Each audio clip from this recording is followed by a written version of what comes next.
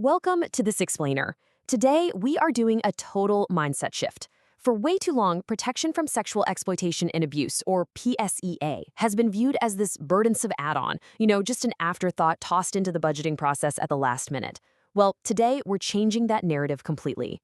We are going to look at how to shift from viewing PSEA as a cost burden to treating it exactly as what it is, a core, absolutely crucial strategic investment.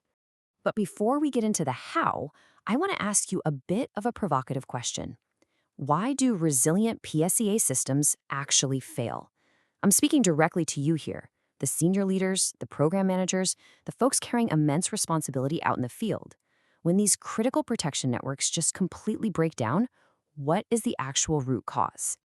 Look, it's a deeply shared frustration in the field. These systems do not fail from a lack of caring. Not at all. They fail because of a chronic lack of sustained funding. Because when the funding dries up, it absolutely cripples the essentials. We're talking hiring qualified personnel, conducting vital risk assessments, and delivering the necessary training. Without resources, literally the best intentions in the world just cannot protect vulnerable communities. So let's dive into the playbook. Here is our roadmap for today. 1. The PSEA funding challenge. 2. Expected PSEA cost breakdown. 3.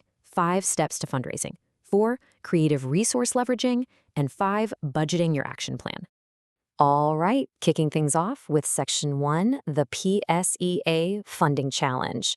Prioritizing dedicated funds is the very first step you have to take as a senior leader. You are going to face hurdles, right? It's just a reality, and it's best to anticipate them right out of the gate. You'll likely encounter some pretty limited donor interest initially. You will absolutely face misconceptions about PSEA's importance when stacked up against other emergency interventions. And you'll see a glaring lack of dedicated funding mechanisms at both the national and international levels. But knowing all of this, that's what prepares you to actively cultivate donor understanding and advocate so much more effectively. Let's move on to Section 2, Expected PSEA Cost Breakdown, because you simply cannot raise money if you don't know exactly what your costs are. This brilliant breakdown really illustrates the sheer volume of costs we're dealing with. PSE funding isn't just cutting a check for one single coordinator's salary. It's an entire ecosystem of expenses. You have to categorize them into personnel costs, project-specific costs, and general operations. It's the whole shebang. When you build that budget, you've got to balance and account for both direct and indirect costs. Your direct costs are things like your MEL staff. That's monitoring, evaluation, accountability, and learning, partner capacity building, and direct services for survivors.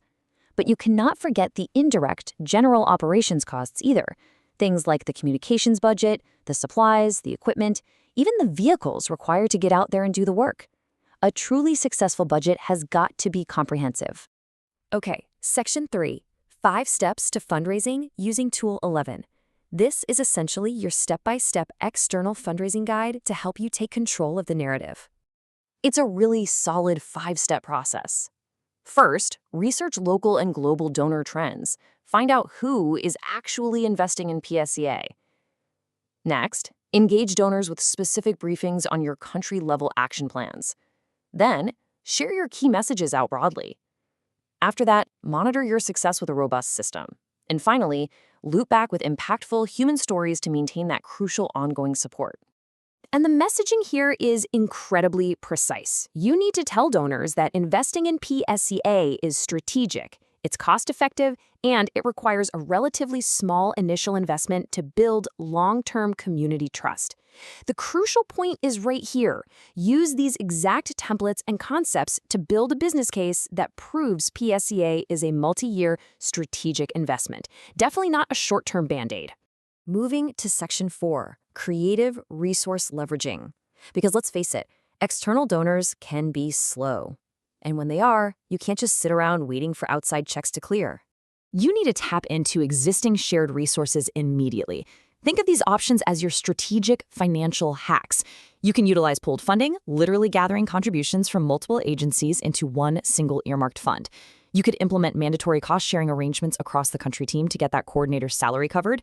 You can tap into search support, like the Standby Partnership, or use in-kind contributions, where agencies spread the HR burden by doing joint risk assessments.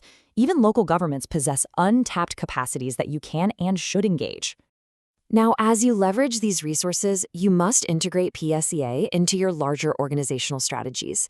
Tie it to related proposals like gender-based violence or child protection. But a quick warning here regarding your Humanitarian Response Plan, or HRP.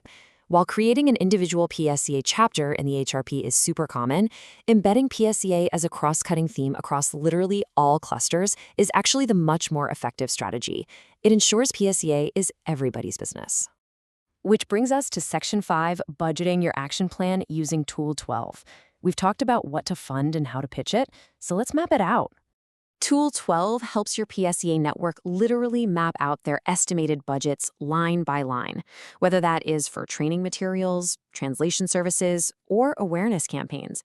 But more importantly, it forces you to map those estimated costs against the funding that is actually secured. It shows you exactly where your money is coming from, whether that's an IOM secondment, pooled funds, or those in-kind contributions we talked about. Because the ultimate goal of filling out that spreadsheet is to arrive at this specific definition: the funding gap.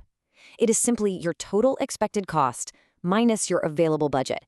And identifying this concrete number, it is incredibly empowering. It is exactly what allows you as a leader to isolate your highest priority funding needs and attack them directly, rather than just feeling overwhelmed by vague financial anxieties. As we wrap up this explainer, I want you to really internalize this core thesis. Sustaining PSEA programs with multi-year, continuous funding is a top priority. Reframing PSEA from an administrative burden to a vital, cost-effective investment is exactly how you build lasting trust within the communities you're there to serve. So, I'm leaving you with a challenge today. Look at your action plan. Look at your funding gaps. What is your very first PSEA funding priority today? Don't wait around for the perfect donor to show up. Take this playbook, start having those hard conversations, leverage the resources you already have sitting there, and make that strategic investment happen. Thanks so much for joining me for this explainer, and I will see you next time.